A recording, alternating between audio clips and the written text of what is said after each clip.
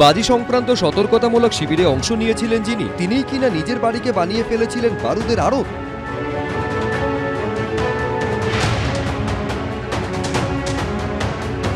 তাতেই ঘটল বিস্ফোরণ, যা শেষ করে দিল তাঁরই পরিবারকে।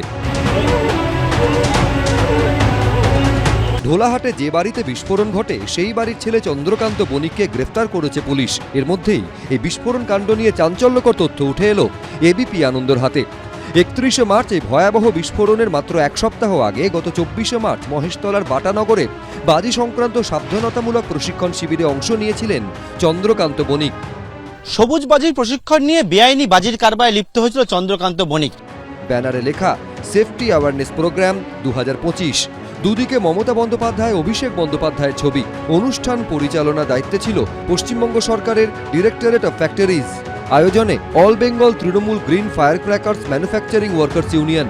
প্রজেক্টরে একেবারে পাওয়ার পয়েন্ট প্রেজেন্টেশনে দেখানো হয় কি কি সুরক্ষা নিতে হবে বাজি তৈরির সময়, কিভাবে এড়ানো যাবে দুর্ঘটনা।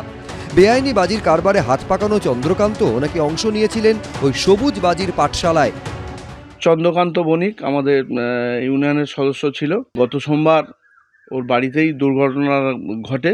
24 মার্চ টেকনো ইন্টারন্যাশনাল কলেজে যে সেফটি অ্যাওয়ারনেস প্রোগ্রাম আমরা করি, সেই অ্যাওয়ারনেস প্রোগ্রামের মুখ্য যে বিষয় যে আমরা আতশবাজি ব্যবসা দুর্ঘটনা কিভাবে রোধ করব, সেই ট্রেনিংয়ে চন্দ্রকান্ত বণিক উপস্থিত ছিল না। চন্দ্রকান্ত নিয়ম মানিনি, তাই তো একটু আগেই বললাম নিয়ম মানিনি। তো আমরা অ্যাসোসিয়েশন থেকে যেটা সিদ্ধান্ত নিয়েছি, অ্যাওয়ারনেস প্রোগ্রামে যে সমস্ত নির্দেশ যারা মানবে তাদের পাশেই অ্যাসোসিয়েশন থাকবে। ওখান থেকে শিখেছে, ও শিখে দিয়েছিল, ও শিখিয়েছিল আর কি, চন্দ্রই শিখেছিল। এ নিয়ে কটাক্ষ ছুড়ে দিয়েছে বিজেপি। ট্রেনিংটা হয়েছিল আতশবাজি যারা বানাবে তাদের ট্রেনিং। উনি বাংলাকে, দক্ষিণ 24 পরগনাকে ধ্বংস করার ট্রেনিং গোপনে নিয়েছিল, তারই বহিঃপ্রকাশ হলো।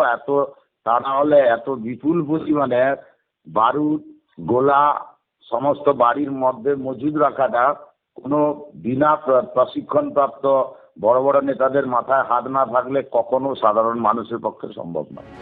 বাজির বিপদ সম্পর্কে সব জানতেন, তাও নিজের বাড়িতে বিপুল বাজি মজুত করেছিলেন।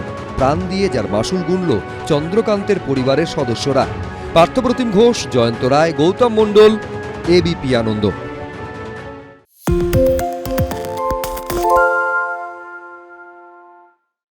সত্য অন্তহীন, সত্যের খোঁজও তাই, সত্য সন্ধানে তাই আমরা অক্লান্ত, অকুতভয়। এবিপি আনন্দ নতুন ভাবনার প্রতীক, যা মনে মুক্ত, তথ্যে যুক্ত এবং যাবতীয় সীমানার বাঁধন থেকে মুক্ত।